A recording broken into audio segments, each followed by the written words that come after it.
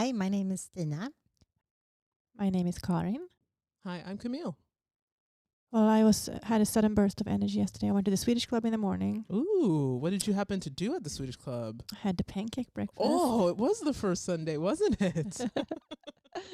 And then I also went to Ikea the same day. Oh, that's nice. Drove all across Drove all to the way down. Renton. That's nice. Swedish day. I remember Ikea in California for me and my friends was like a cheaper Disneyland experience, as we would go and we would walk around all day. We would look at all the plants and touch everything and spend like 2 to 3 hours in Ikea. What is that about Ikea that just makes it fun to be in? It's like walking around in multiple doll houses, trying out furniture, sitting on yeah. their chairs, lying in the beds. I did all that yesterday with my kids. And I love, like you say, the dollhouse aspect of it. I love those little houses that they have built up. And Yes. it says 700 square feet, and they can fit a kitchen and a bedroom and a living room, and then you walk around there and you fantasize how it would be to live there. Oh my gosh, yes. And you wonder, well, who are the people that would live here, or what do they do? And Yeah. I love it. When you go to the restaurant and have a 3-course meal for Yes. $20 for a whole family. Yes. It's amazing. What's not to love? Coming from Sweden and moving to the States, I'm sure you can agree, Stina, going to Ikea is the closest we have and much cheaper than flying back home to visit our country. It's a part of our culture to just go there and be immersed in all the Swedishness, and it just makes you feel so happy. That's interesting. So you feel at home in an Ikea. IKEA stores, they're the same everywhere. Nowhere, I used to live in Belgium. I've lived in DC and here and in Sweden, and they all look the same. That's nice. Just a piece of home everywhere then. Yes, I think so. Yeah, I agree. And it's also rare that you go to a place here in America when you're living abroad where you actually, first of all, you see the colors of your flag. You see the Swedish vocabulary on walls and everywhere on the different objects. And it brings back a lot of memories of going to IKEA growing up also. Nice. Yeah, I agree. And my kids loved IKEA. They still do, but they loved IKEA when they were small. And they wanted to go in the playroom so badly. And I credit IKEA for getting my son potty trained, because you had to be potty trained to be in the playroom.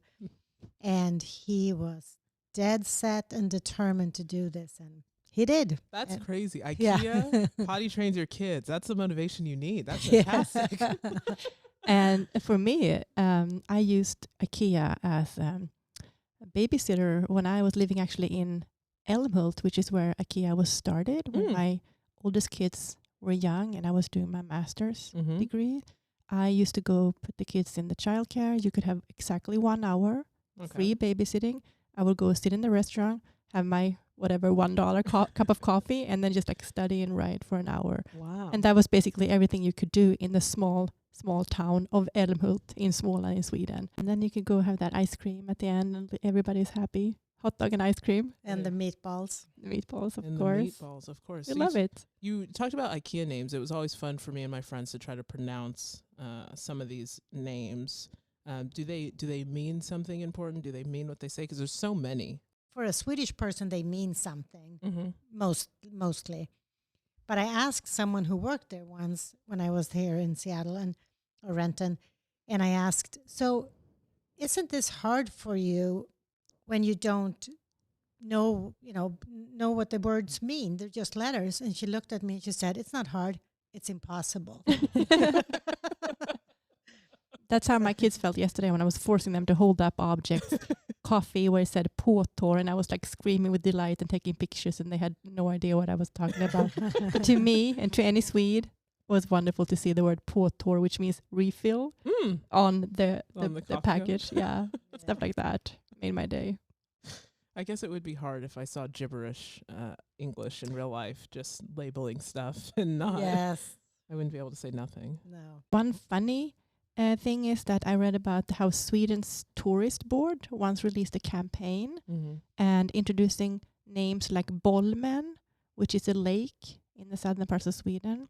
the water is apparently so clear that you can drink it. Mm-hmm. And they managed to get IKEA to name a toilet brush after it. So it was a kind of like a funny way of combining a name of a lake, trying to get people to visit the rural parts of Sweden, but also weirdly connecting it to an object that doesn't really fit with the name. So that's makes it kind of fun for, like you said, Stina, for Swedish people to read the names.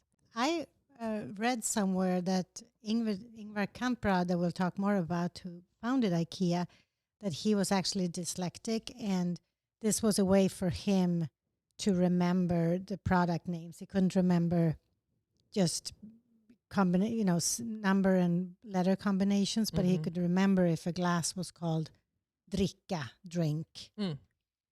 And I think it was a clever thing to do. Yeah, that mnemonic device lives on. Part of the way also promoting IKEA internationally to keep that kind of unique quirkiness of having the Swedish names stay on the products, and also, like you said, Stina, a way of staying true to the organization from the beginning. Yeah. It's worked for IKEA. Yeah.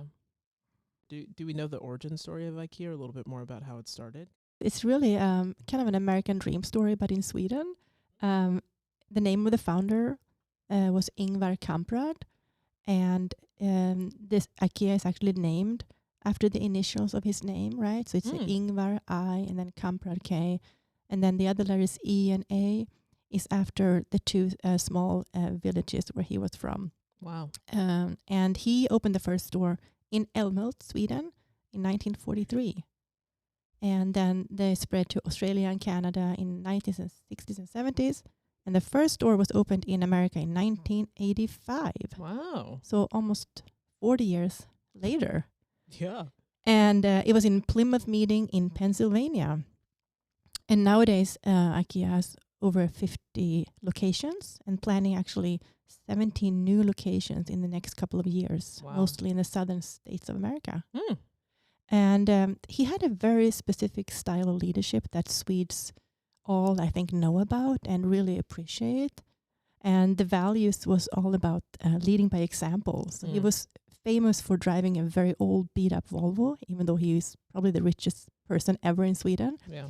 And he used to always, at least the story goes, visit the stores a lot, personally hand out Christmas gifts to staff, and I think also, as the story goes, visit old people's home in his old town of Älmhult and, wish people happy Christmas and stuff like that. So it's very much about the frugality, leading by example, and also about motivating the staff, making people kind of be loyal to the company. You could work yourself up without having a college degree and, be successful enough to raise a family on your salary and so on and get benefits. So it's a lot of those kind of Swedish collective ideals as part of the company.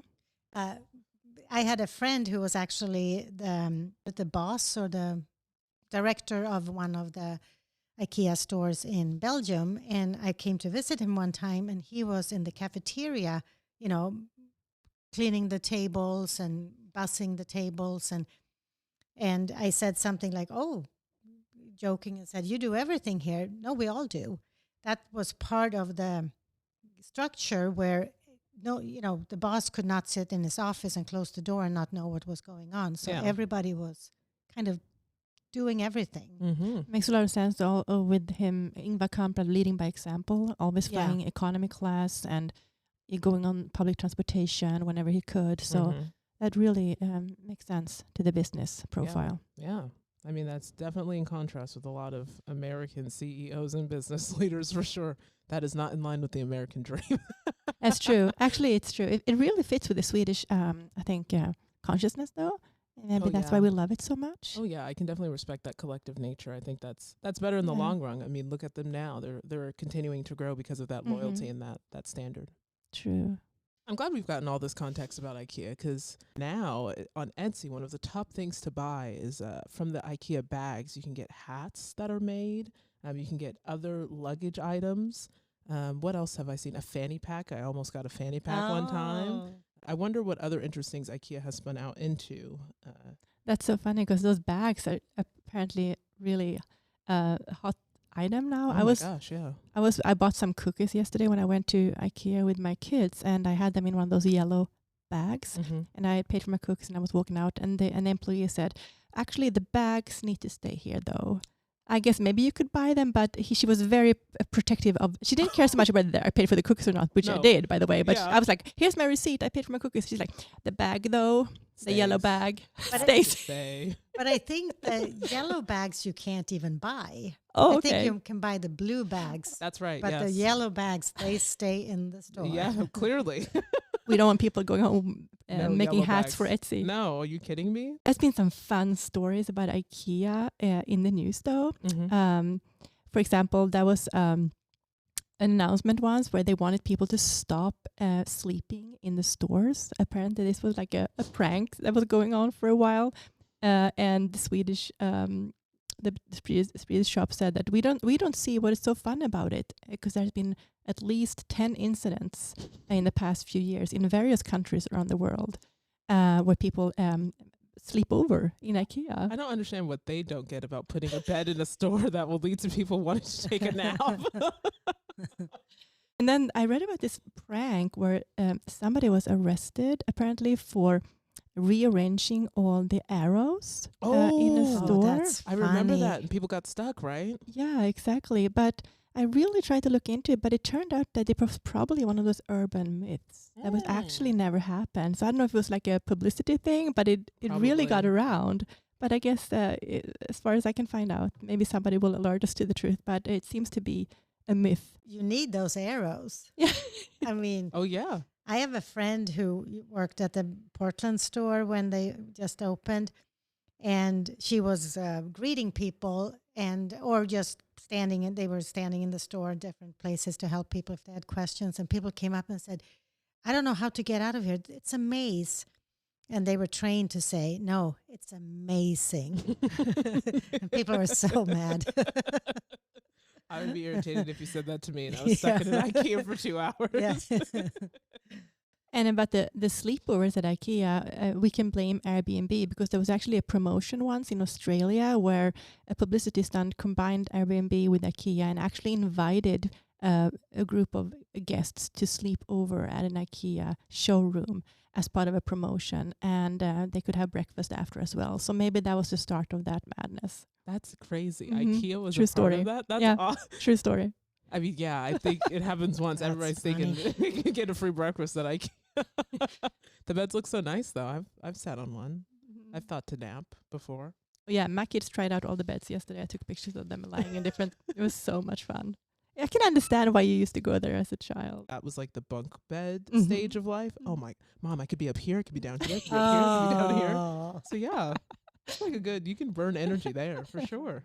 I know right now there's a big fad for vintage IKEA too. There's a big wave of like the older, they're like colorful bowls and vases that look really mid-century modern and very colorful. Oh, yeah. I know people are getting away from the very strict white and black kind of style and getting back into that I guess vintage now color, which is sad to say, but I know that I have wanted one. Maybe you guys have any vintage IKEA around? Cool vintage IKEA. I had no idea about this trend. Actually, I have to go home and look what I have. I'm sure I have something, so I can be part of this vintage trend. I'm sure I do too. I do know I have a friend who, it's not a vase, but it was a couch, a black leather couch, and they finally sold it or gave it away. And it had been 3 generations had used it, and it looked like it was brand new. It was Wow. crazy. Yeah. IKEA quality. That's taking care of your IKEA And- right there. Yeah. And that was back from the 60s or something, you know. That's amazing. Yeah. That's amazing. I think mean, IKEA gets a bad rep for the bad quality. I think it's good quality, don't you think? I think it's about- Americans not knowing how to follow directions. I think that's truly what it is, because it's about the build. They don't ever want to Yeah. build it, Yeah. and then if you build it incorrectly, it will break. Like that's not Yeah. how it's meant to be. That's not how it's meant to be. We So blame the customers. IKEA That's- is great. That's what. But I think too, growing up in Sweden, you learn to do that very young. Oh, Yeah. I think so. I mean, you help out with or you see your parents do it, and then you move to your own first place and you have to do it yourself. That little and- tool, I always keep that little Oh, tool. yeah. Never Oh want to my lose God. that tool. Yeah, no, the first piece of furniture that I built was in college, and it was IKEA. And I was glad that I did it correctly the first time. But yeah, I can imagine if I was 5 doing it and helping out, it would be easy, second nature. I was stressed. I was very stressed for my little side Yeah. table. I might have a bookshelf that has been built incorrectly, but nobody can see. It's in the No, back. It's in the exactly. backside. That's okay. It's okay. Doesn't matter. I know when I was buying stuff, they now name things like in sections. So like certain furniture that's supposed to be together is all named together. I've noticed that too. I Mhm. think that's fairly new. I think before it used to be every item had its own Their name. own special Yeah. thing, yeah. But I was looking at the names, and it doesn't seem like it's completely follows a pattern or structure, or but there's certain Interesting. things, yeah, like vases. You were talking about the Mhm. vases, and a lot of them are kind of adjectives. So konstfull, that means artful. Viljestark, strong-willed. Begärlig means sought after, attractive. Mhm. Sällskaplig, sociable. But then there are also, I think, words that are completely made up. Smällspirera. Have you heard that, Karin? No, that means nothing. She said that means nothing to me. It's like smell is like a bang, Mhm. and then the last part is inspire. So it's like bang spire. Is it a Ooh. music item or something? I'm thinking, what could it be? No, it's a vase. Oh, it's still the glass. It's still okay. a vase. That's kind of funny. Bang-spired. It is kind of funny, and they're not, shying away from the letters with the dots. The No. umlauts. That's why I feel like I know the word Swedish, even though it looks like they're not, Yeah. because there's all those dots. Yes. There's a slash maybe. And then sometimes I think for the vases, those words that I just mentioned make sense. Mm-hmm. But then there's a vase called beräkna, which means calculate. Ooh. That's kind of odd. How does the vase, how You does one vase? calculate how much water to put in. Oh, maybe. Maybe. That I don't could know. Those be. automatic drippers. could be. Probably, maybe. And then bowls are also kind of adjectives, a lot of them. Gladelig or fröjdefull. There are 2 different ones. They both mean joyful. Mm. Frikostig, generous. And one is called backig, which is kind of, it means hilly, and it was kind of had Was it textured? on the Yes, outside? thank you. Textured. Thank Ribbed. you. Ah. Thank you. And then the kids stuff is, I think, kind of funny, and I think for kids, when they understand it, it's Mhm. funny too. So there's a set of play blocks that is called underhålla, which means entertain. So you entertain your kids is Go get your entertained. entertainment. Yes. Go get your entertainment. Entertainers. yeah. And then it's a shopping basket set with 11 pieces in it, and it's called låtsas, which means pretend. So you pretend that you're going to the store. And a desk is called lärande, which means learning. Mm. And then I looked at the stuffed animals, and I thought they really have good names. Mm. There's a stuffed alligator, and it's called jättemätt, which means super full. So the alligator has eaten Sure, something. he has a nice belly with it on him. Yeah, and the elephant is called jättestor, super big.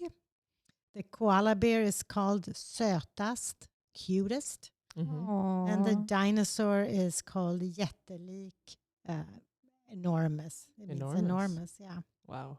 Sometimes it's a play with words. There's a foam mattress called underlig. And that word underlig, it means strange or weird or different. But spelled a little bit differently, it can also mean lying under, something that lies under, which a mattress lies under you when you sleep. Mm. But they chose to spell it the way that has the other meaning. Yep. And sometimes too, I think they have some humor in how they name their objects. There's a glass, for instance, called dyrgrip, which means something that is really expensive. And this is a $4.95 glass. Wow, it's really met inflation with that Yes. one. And I think it's more kind of tongue-in-cheek kind of thing. Part of what makes IKEA unique that they kept these names even when they went international. It's a conscious decision to make them stick out a little bit. Yeah. The quirkiness and the fun part of having those Swedish names. Yeah. Yeah. I did notice though when I went to the restaurant at IKEA yesterday, it said smaklig måltid in big letters on the wall, and then the phonetics after how to pronounce it means, and also the translation what it means, which is enjoy your meal. Mm-hmm. So that was kind of a fun addition to teaching the customers how to pronounce it in Swedish. Yeah. Yeah, I like that. When I was there, I saw that they had recalled a charger due to some safety concerns. There was a note when I went there yesterday in IKEA on the wall. If you had this charger, you could bring it back because they had there was a risk of electric shock hazards. And I was stunned when I saw that the name of the charger was åskmoln. What does that mean? It means thunderstorm or thundercloud. I feel like that was an ominous premonition of what's going to happen. That's scary. They had named. Did they know? There's always thunder before the lightning. Again, all of my stories are not as cool as that, not as Swedish as that. I saw recently online there was a person who had speed running IKEA. So speed running is trying to, usually it's equated for video games, doing a level as fast as possible with, the maximum XP, whatever. So this person decided to see how quickly they could go through all floors of IKEA, meaning that they were hitting every corner, making sure that they were in every section. They even sat to have Swedish meatballs, as that's part of the experience at IKEA. And I think they got out in like 20 minutes or so, but now this has become a thing to see how quickly they can go through IKEA successfully. And you have to kind of follow the crowd. I noticed that also. I felt very Swedish, like you have to take your time, kind of, how Swedish people like to stand in line and wait their turn. Because they kind of narrow when you follow the arrows. You can't just skip ahead if people are walking slowly. I mean, I do try to do that. I am the person who's like on your left, right behind you. I noticed in the restaurant, especially as we were eating our meatball lunch for people under $20 with cake. I took everything: cake, coffee, garlic bread. I was like 89 cents for except the yellow bag. You cannot take the yellow bag. I was so full after though because I ate too much. Anyway, yeah, they had some on the wall some information about holidays, about the crayfish celebration in August, which was fun to read about, and then about midsummer. But of course, being the Swedish person, and the Swedish teacher, of course, I find something wrong with everything. Okay. It said midsummer is on June 24th. Oh. It's around that time, around the summer solstice, but it's actually like your Thanksgiving, how it varies every year. So I was I was telling my kids, it's actually not that particular date. Nobody cares, of course. My birthday is around that time, so I'm pretty aware because sometimes it happens to be the Friday that is my birthday, June 23rd. Sometimes it is June 24th, but I guess it's like that. Is it the third? What is it really, Stina? I don't even know the true how. It's the third Friday of third Friday in June. The one closest to the summer solstice. So that third Friday this year, it'll be the 21st. So usually around 21st, 22nd, 23rd. Yeah. Yeah.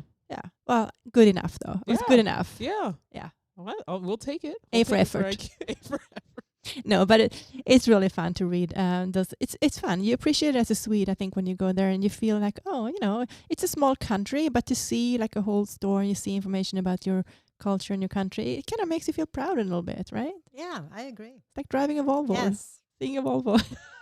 It's like seeing a Volvo. It's the two things, Volvo and IKEA. Really. And ABBA. And ABBA. Those are the things. Those are the trio. I just bought my ticket to ABBA night. Ooh, yes. General public tickets on sale for ABBA night, April 26th. And they're going fast. My first time ever. Really? Yes. Oh my gosh. That's crazy. I used to go way back when it started, and it was just up in the restaurant and the bar. Wow. And I don't know, 50 people maybe. That's crazy to imagine, given I think last year it was like, 500 Oh, people yeah. And it takes over the whole building now. Is it just dancing or is there food? Or? Oh, yeah. We serve Swedish meatballs. Oh. There'll be vegetarian meatballs as well. So wow. That's fun. Yeah, and there's drinks. It is a dance party. So bring your dancing shoes. Yes. I'm excited. So fun. Stina, I remember when I first started working here, we were talking about movies and films, and you had talked about this one IKEA movie about that gentleman with the furniture store. Maybe can you tell me more about that? I'm forgetting, but I remember that I wanted to watch it after you told me the first time. I can highly recommend it. It's actually a Norwegian movie. It's called Here is Harold, and it's about 10 years old now, the movie. And this poor man is Harold. He has had a successful business selling furniture in his little village in Norway for 40 years. Then IKEA decides to put up their store.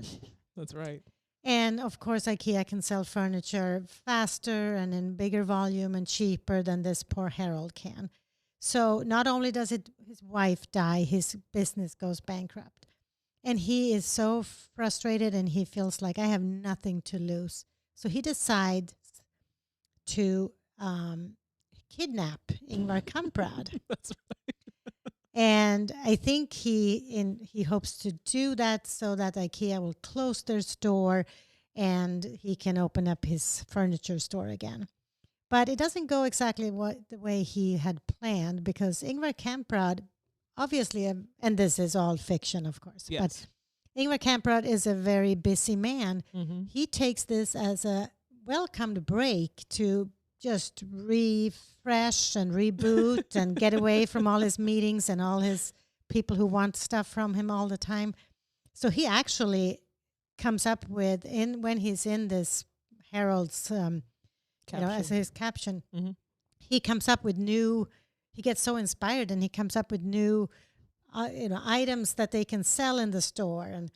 And then kind of to what you were talking about, Karin, towards the end of the movie, Ingvar and Harold are actually going to an IKEA store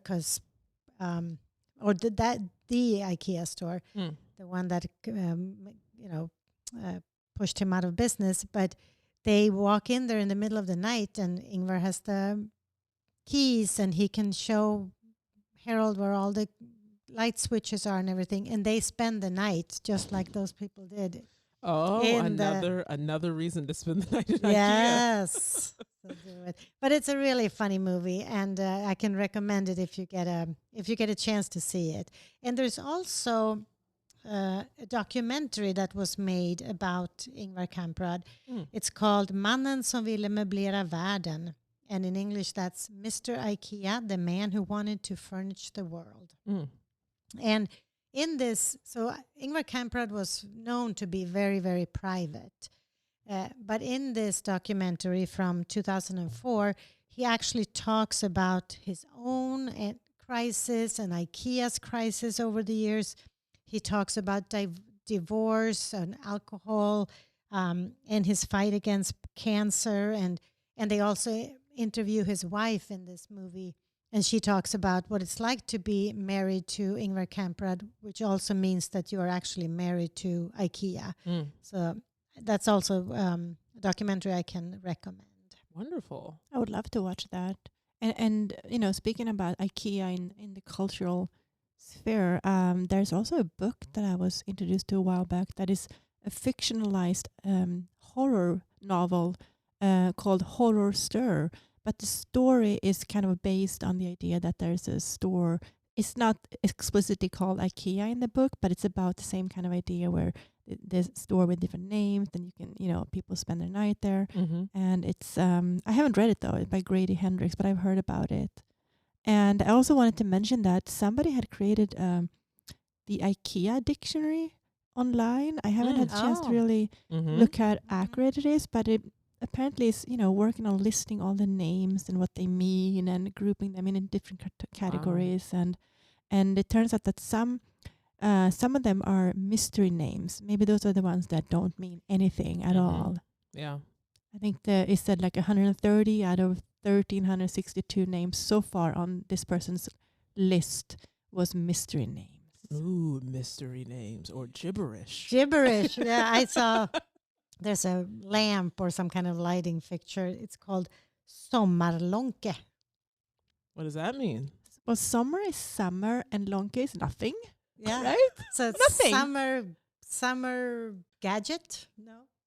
So, in talking about all this IKEA, which has been so fun, do you feel that maybe for other Swedish people it's as central as it's been for both of you? In my conversation that I just had with the author Lo Dagerman, who's coming to the club Yes, soon, April 4th. April 4th. We had a little talk this weekend in preparation for that visit, and she had her own IKEA story. She's going to speak in English about her recent memoir. It's called Himlen nära in Swedish, but it's called Heaven is Near in English. It's about her parents. I'm sure a lot of people know about her father, who was the legendary author in Swedish literary history, Stig Dagerman, and her mother was a Swedish actress, Anita Björk.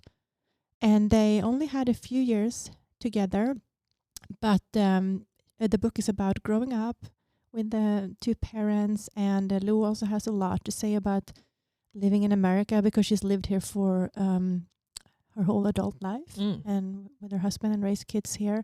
So she's one of us Swedes abroad. Yeah. And the book is just amazing. A big success in Sweden when it came out last year. It's kind of a memoir and a biography at the same time because it speaks about her famous parents, but also about her own life growing up in Sweden and then living in America. So yeah, I can't wait for her to visit the club. And now for my conversation with Lou. Enjoy.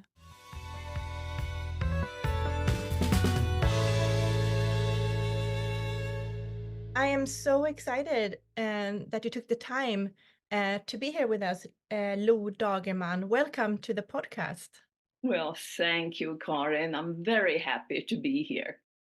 Wonderful. And we are looking forward to welcoming you to the club. You are coming to our first Meet the Author series on April 4th at the Swedish Club in Seattle in person. I know, and I'm a recent resident of the West Coast of the United States, but I have never been up north. So this will be my first to Seattle, and I'm really looking forward to it. Oh, wonderful. Yeah. I'm excited to show you the building where the Swedish Club is located. We have a fantastic view of the city and Lake Union from the restaurant and the room where you will be speaking. Oh, that sounds amazing. Now you are in Paris, actually, when we are recording this interview. Tell me what you are doing in Paris right now, and tell me a little bit about your work and your book. Yeah, I'm sort of heading up the Stig Dagerman literary estate. And that brings me to many different places and to many different people. And I'm having so much fun with that. The reason I am in Paris right now is that there is a young director, Noemi Kisikova. She has Czech background, who decided to turn one of Stig's novels, in English it's A Moth to a Flame. She wanted to turn it into a theater production, and it just opened, and I was invited to opening night, and it has been very broadly reviewed and very well reviewed, and we are very excited about her work, but also that she is then actualizing Stig's work in this context and in today's world. Yes. So your father, Stig Dagerman, is, of course, the legendary Swedish author who seems to have a little bit of a resurgence in the States now. I feel like we had another author visit the university last year, Jonas Hassan Kemiri, and he chose to lecture about a couple of Stig Dagerman's most famous short stories as well. So that brings us back to your memoir, where you have written a fantastic book and very, very successful in Sweden, widely reviewed and acclaimed about both your father, the famous author Stig Dagerman, but also about your equally successful mother, the Swedish actress Anita Björk. And Mhm. I'm so excited for your visit to the club when you're going to talk about this work. Uh, we might not have time to cover everything, but will you tell us a little bit about writing this fantastic memoir, how you got started, a little bit about that work? Yeah, for those listeners who don't really know neither Stig Dagerman or actress Anita Björk, that they were together for only 4 years back in the 1950s. And their relationship and their time together ended with a trauma because my father actually um, committed suicide. And so, many of us live with trauma and family trauma. And I have felt compelled, I'm now in my 70s, to kind of look at this relationship and look at their story and look at um, what actually happened. Because as a child of a parent who commits suicide, you live with that your whole life. And my mother lived with that trauma and shock, of course, her whole life. So we were both very affected by it. And so I felt in this book, which is part memoir, part biography, really, of Stig and Anita, to sort of understand the type of artists and people that they were. And that was something that I had to do for myself. Yeah, thank you for telling us this story and this background. And I love the book so much. And you are right to comment that it's also a biography. It's such an interesting book because you thread together the stories of your own life, your parents' life. It's also about creativity, art, love, and you learn a lot about Swedish culture and history as well, Mhm, since it's mhm. covering a lot of the society back from the time of when Stig and Anita were working together in the early 1950s and onwards and before. And they also travel a lot around Europe, and they even visit the United States for a while. It's part of the book. Yeah, they are together for 4 years. I mean, that is really nothing. But I investigated month by month. I wanted to know what happened, and I used sources that were, diaries, letters, the tales of other people who had met them, um, and to sort of document what happened. And one piece of this is that they end up in Hollywood for a month or two in 1952 because my mother's career has skyrocketed and Hitchcock wants her in a film, and off they go. And so it's a whole story in the book about that. It also ends with they're packing their bags and going home quite abruptly. The reason being that they were not married. I was born, and Warner Brothers said, we cannot launch you, Anita, as an artist with this type of messy, immoral private life. It's, a little bit Ingrid Bergman, Rossellini like. And so, yeah, so that is part of this story. Yeah, that is so interesting, and it brings us to also how the book covers not only Swedish history and culture, but also a little bit of the Hollywood and the American West Coast. And I just really hope that we can have this book be published in America. And Karin, if I may, what I have liked so much about the reviews in Sweden is that, they have said, well, this is a well written, well researched book about two very, very important Swedish culture personalities and artists during um, the 1940s, 1950s, and my mother, her career extends into the 2000s. She ends up in old age working with Ingmar Bergman very successfully and traveling the world. But the reviewers also say, and that was so important to me, that this is not, a sentimental daughter reveals it all, blah, blah, blah, uh, speculative Yeah. tale. Um, but it's solid research that I hope will later maybe also help biographers who want to do something more thorough, both about Stig and Anita.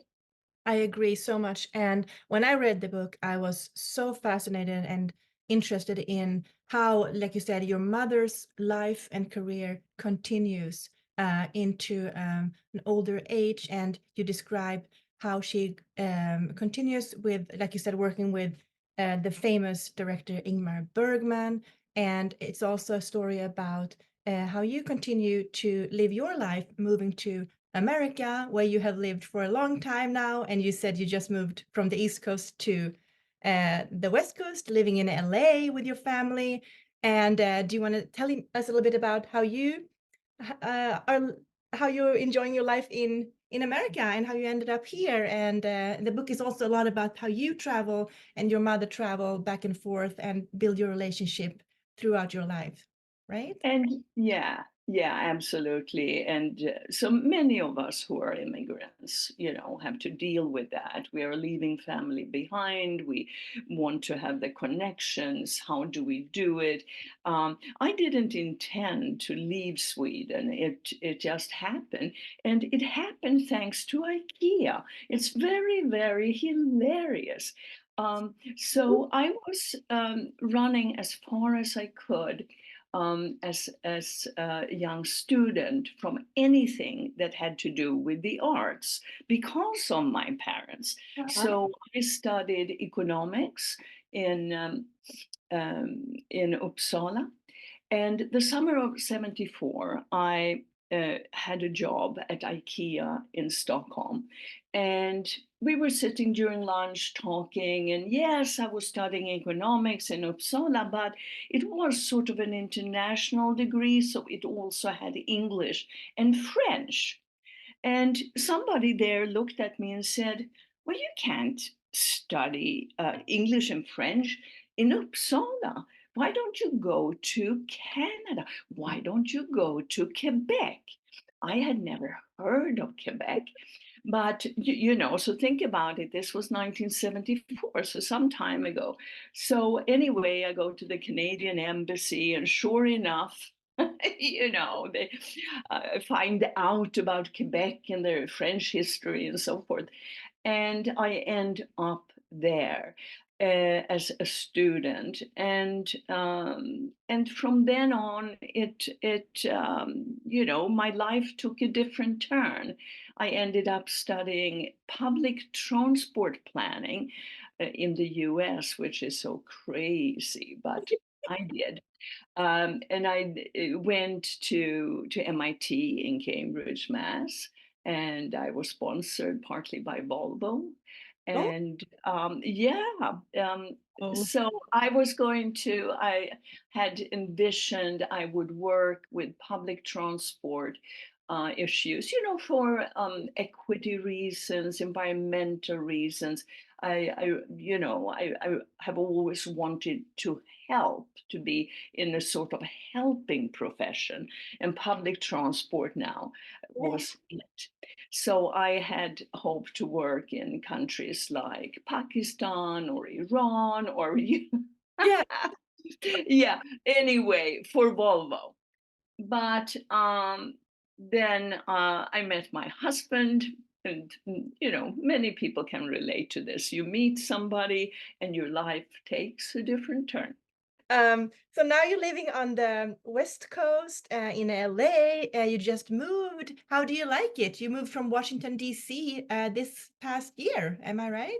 Yes, Yeah. yes. I moved with my husband because both my sons, or our sons, they of course are American and they live in California. So we have one filmmaker son with his family and grandchildren to us in LA. And then we have a son who is married up in the Bay Area. Mm. And so my husband is not American. He is a Jewish man from South Africa. So we are both immigrants, and there was no reason for us to sort of grow old in Maryland. So we are very happy to have finally made the move to the West Coast. Sounds wonderful to me. Love the weather. Hopefully sunny in California. Yeah, Brian, my husband, grew up in Cape Town, South Africa. So, LA, it has a lot of South Africans and it mimics a little bit with the ocean, the beach, and the mountains and the weather, Cape Town. So for him, it's sort of like coming home. And for me, it's like coming to heaven. I'm so happy that you are closer to Seattle too. Maybe you will come back again and visit us. Living in America, as I also do, being a Swede, are there any particular traditions or cultural things that you have tried to keep alive or kind of stick to, or has it become kind of a mix of American and Swedish culture as raising a family in America? Have you been going to IKEA with your kids? I mean, living in America, to be American means many different things. Most of us are, if we are Swedish American or we are Native American or African American or whatever we are. And so my husband, having married me, I do not actually have a religion, but he is of Jewish descent. And so he panicked a little bit when we got married and said, well, the kids have to be exposed to Jewish culture. They can decide what they do with it, but, we have to give them some of that history, which we have. So we are sort of a Jewish family. We do that. In terms of Swedish traditions, I'm very strong on Yule. Mhm. Yeah, and we celebrate it as a midwinter. I tell a story about this country that's very dark and very cold, and these Californians look at you and say, "Whoa, what is that like?" Exotic. Uh, but and very much with candles and tomtar, Mhm. the little gnomes, and that type of mythical folklore, Yeah. because the story of the tree is really in the cold and the dark.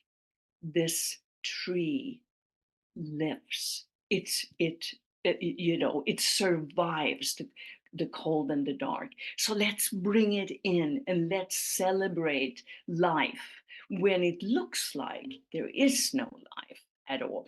So, anyways, I'm building up Julen very strongly. And this is actually not advertising, it's very true.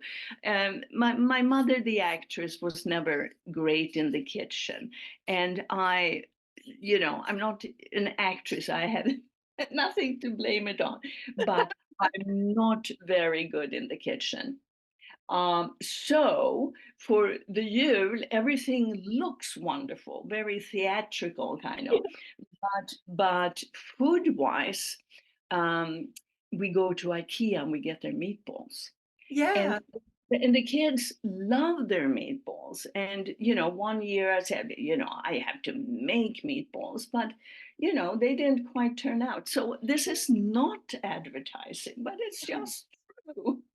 I'm so happy to hear that because I am the same way. I am not great at cooking, and I don't make my own meatballs, but I do really, really try to keep alive that kind of Christmas feeling, the candles, the ambiance, the decorations. Yeah.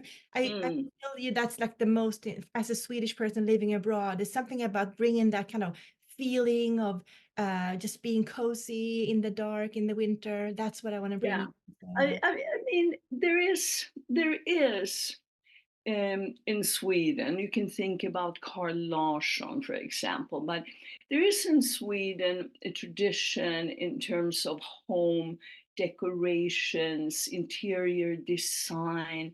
Obviously, design is big, but to and this was very big also. I come from a family on my mother's side of architects and artists, visual artists. And so I'm very happy. So my son in LA, the filmmaker who's very visual, this has really taken hold in him. He went to a neighbor who happened to have some Swedish food that they had done, but their decorations were not in my son's mind at all right. So he said, next year I have to do it. So that is something that it's sort of an aesthetic sensibility that I feel I have conveyed. Yeah, that is so interesting that you say that, because I mean, IKEA, which is interior design decoration company, is probably the most famous Swedish company also in the world, and maybe in addition to Volvo and Yeah. some other companies. So maybe it is something that Swedes, we have a thing for that. Well, I mean, IKEA's, I worked for IKEA. I wanted to work for IKEA because they, their main tenet was that people who don't have a lot of money and live in very close quarters also need to live, have an environment around them, an interior environment around them that is attractive and nurturing and fun and practical. And I sort of love that whole concept, because you really make it broadly available. Then you can say, well, the quality is not that good, and yeah, it has to be cheap. But this is something that came, I feel, out of the Swedish labor movement of the 1930s, where there was a lot of focus on how people who were workers, how they lived and how to make their lives better. And it's interesting to hear that it had this that your son had also, kind of taken on that Swedish kind of interest in the decoration and the interior. Your son has, the filmmaker, has had a lot of success with his film Single Mother by Choice in America. Yes, yes. We have a part of the series with Swedish cinema here too. So I think it's interesting that your son is in that business as well with film and Yeah, I mean, it's not surprising, Mm. thinking that, his grandmother, of Yeah. course, worked in theater and film, Yeah. and his grandfather, Stig's writing style was often very filmic, Yes. because Stig himself was so inspired by by film in his writing, and he was very visual.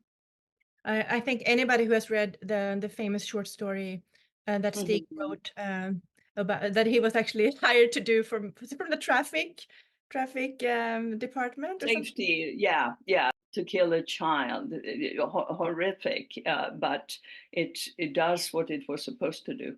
Just try to save lives in traffic. But that story, I was just, when you said film, the kind of a sense of film in his writing, I think just having read that story, which is also one of the stories that Jonas Hassan Kamiri had our students read when he came to visit the University of Washington last year. It's so, you can see the story and the plot, everything evolved very vividly even now as I'm talking about it, I can see the whole short story as kind of a film in my head from reading Yeah. the short story.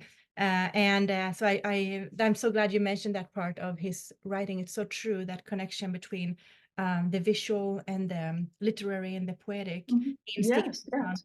work. And also in your book, Himlen nära, I feel like we are taking, you take us on a journey around the world and all these people and places and history. And it's like, it's very, very vividly described. And I can see it being a great movie as well, actually, now that I think about it.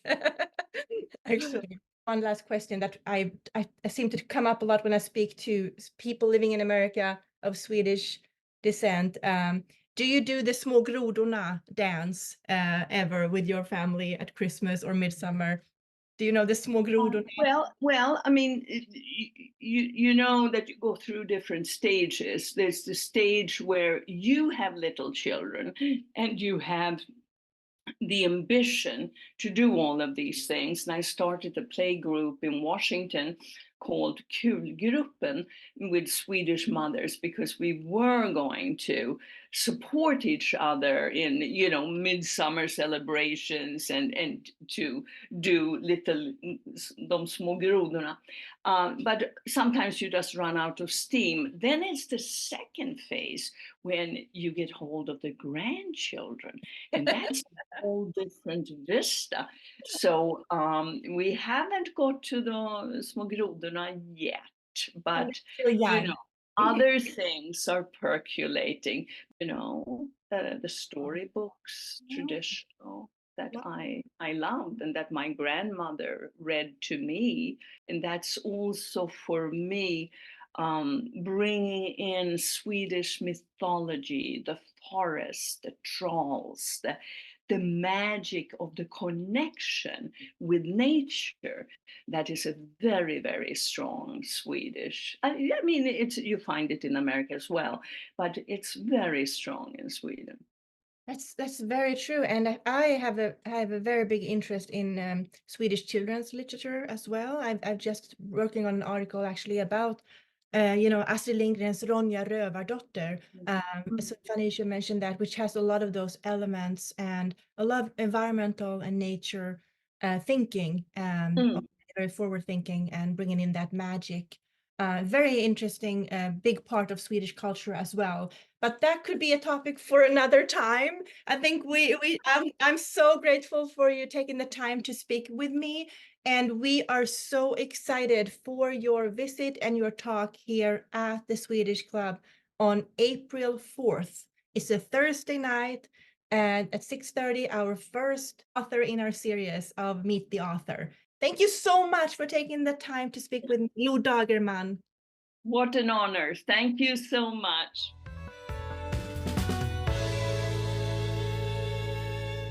That was such a wonderful discussion. I mean, I love hearing about personal experience of cultural diffusion, as she kind of touched on. Yeah, we're so lucky to have her. It's been a big year last year in Sweden for her father's work, Stig Dagerman, because it was the 100-year anniversary. Mm-hmm. I'm so excited that we have the chance to hear her talk here in Seattle. But now I'd love to hear some items from the teaching desk. Tell us some up and coming classes that are coming up. Oh yeah, we are just actually finishing up. We just finished up the winter quarter, and we're having a little spring break.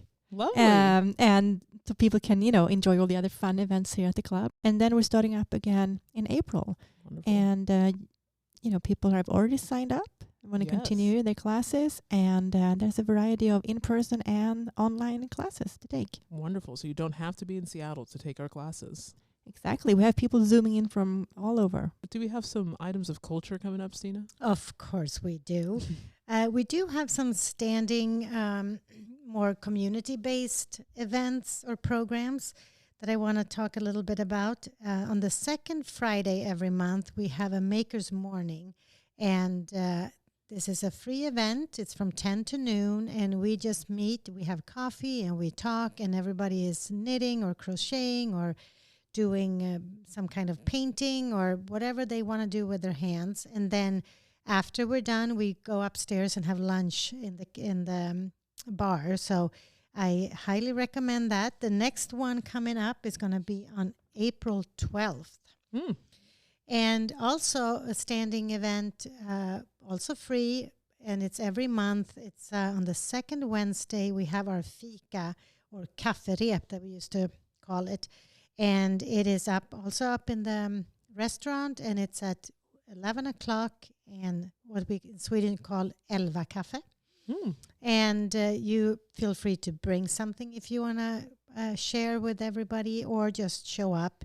And there's coffee, tea, and all kinds of goodies. Very delicious goodies. Very delicious. And the next one will be on April 10th. And also we're starting something new. It's called Heritage Dinners. This is something targeted to our older members, 65 and over. And we're doing our meatball dinner, and we're going to have live folk music. So we started in March, and then the first one after that is going to be on April 10th. It's at 5 o'clock. You can get tickets on our website. And then I also want to mention a choir that we are hosting on April 16th. And this is a unique opportunity. It's a Finnish-Swedish choir. It's actually over 60 people in this choir, and they are absolutely amazing. Some of them are students, and some of them are alumni from one of the universities in Finland, and they are absolutely breathtakingly fantastic. So don't miss this. Tickets will be online at our website. Wonderful, wonderful. And other club news, again, we talk about ABBA Night, April 26th. It's the dance party of the year for the Swedish club. It's so much fun. Everybody's in their disco attire. We'll be serving Swedish meatballs, both regular and vegetarian, which is lovely. And the FABA show will be in town performing all of the hits. We're just packed with activities and programs that you don't need to be a member to enjoy here at the Swedish Club here in Seattle. So do join, do come, have fun with us. We'd love to meet you. Thank you so much for tuning in. Tack så jättemycket för att ni lyssnar, och hoppas att vi ses på klubben. Thank you for listening.